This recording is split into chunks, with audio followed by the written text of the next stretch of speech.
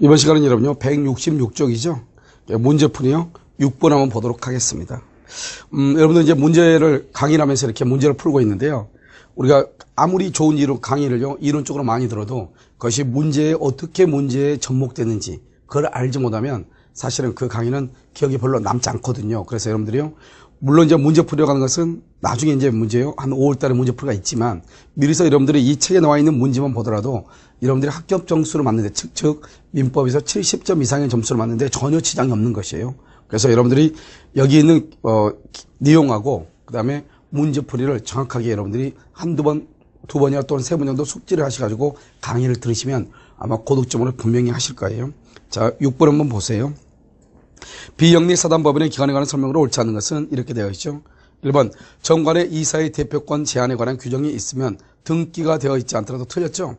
아무리요 정관에요 대표권 제한에 관한 규정이 있다가 하더라도 등기가 되어 있지 않으면 선이고 악이고를 불문하고 제3자에게 대항할 수가 없어요. 그래서 악의의 제3자에 대해서 대항할 수 있다. 항상 이렇게 나오죠. 그래서 1번이 틀렸죠. 2번은요. 이사는 성관주의로 그 직무를 수행을 해야 되고요. 3번 법인이 해산한 경우 정관 또는 총회의 결의로 달리 정한 바가 없으면 파산의 경우를 제외하고는 이사가 청산이죠. 파산의 경우를 포함 그러면 절대 안 돼. 제외하죠. 왜요?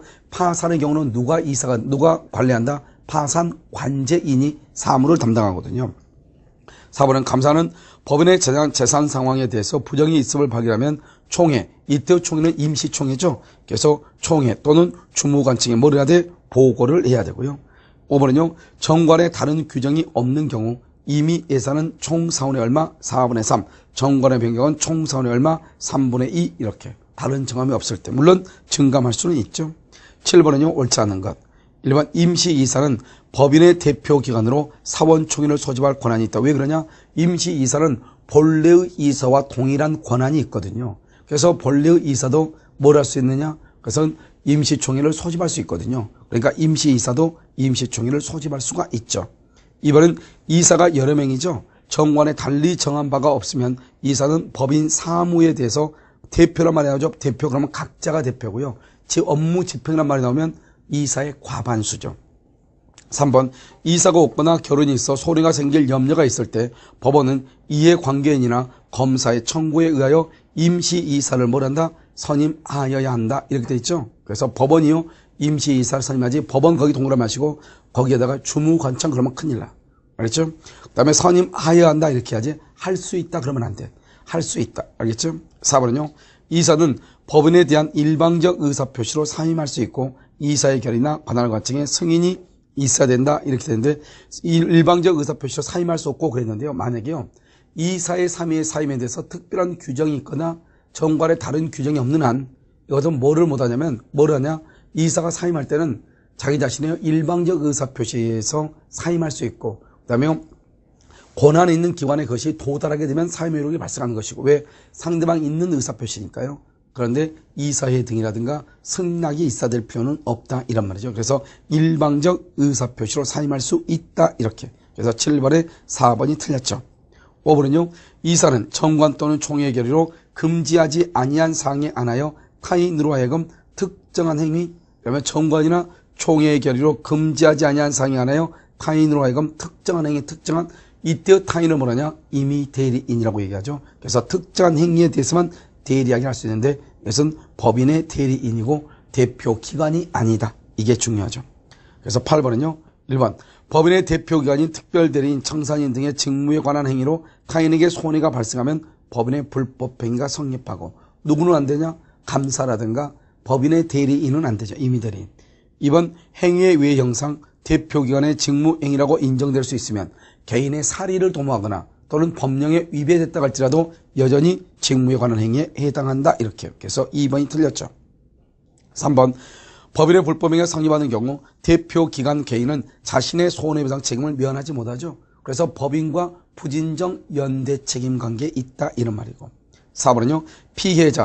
피해자는 법인 또는 대표기관 개인에게 선택적으로 손해배상을 청구할 수 있고 양자는 부진정 연대고 만약에 법인이요 손해배상을 당하게 되면은 그때는 이사한테 구상권을 행사할 수도 있죠. 5번은 법인이 피해자에게 손해를 배상하면 뭐 할 수 있다? 구상할 수 있다. 이렇게.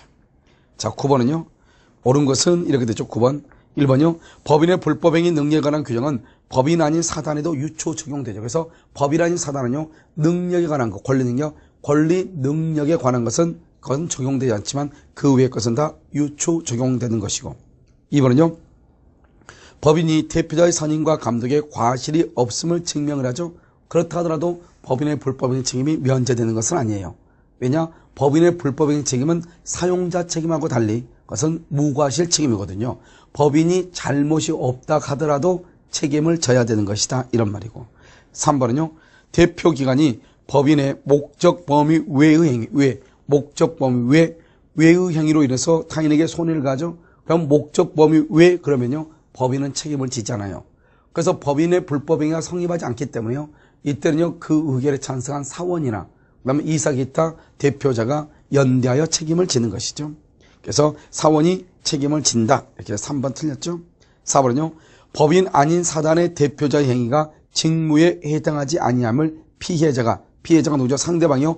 고의나 중대한 과실로 알지 못하죠. 이럴 때는요. 법인에게 책임을 물을 수가 없어요. 그래서 법인에게 책임을 물을 수가 없다. 그래서 법인의 대표기관의 직무상 행위로 인하여 법인에게 불법행위 책임이 성립했다 하더라도 피해자에게 그 대표기관의 행위가 직무행위에 해당하지 않음을 알았거나 악의 또는 중대한 과실로 알지 못한 경우, 이러한 경우는요. 법인의 불법행위 책임이 성립하지 아니한다. 5번 법인의 불법행위가 성립하는 경우 피해자는 법인에 대해서 불법행위 책임을 물을 수 있고 가해자인 이사에 대해서도 물을 수가 있다. 우리 이것을 말한다. 부진정 연대다. 그래서 선택적으로 책임을 물을 수가 있다.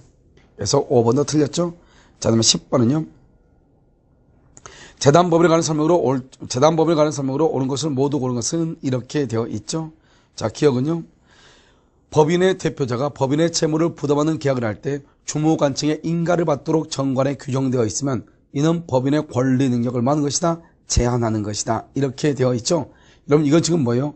법인의 대표자가 법인의 채무를 부담하는 계약을 할 때 주무관청에 뭘 받기로 했죠? 인가를 받도록 했죠. 인가를 받기로 했다. 이것은 뭐죠? 당연히요. 법인의 대표권을 많은 것이다. 제한하는 것이다. 이렇게 볼 수가 있죠. 그래서 제한이다. 이렇게. 그래서 여기 보면 이제 법인의 권리 능력을 제한한다. 이렇게 돼 있죠. 권리 능력이 아니고 대표권이죠. 그래서 권리 능력 제한 그게 틀렸죠. 대표권을 제한하는 것이다. 이는요. 법인이 기본재산을 감소죠.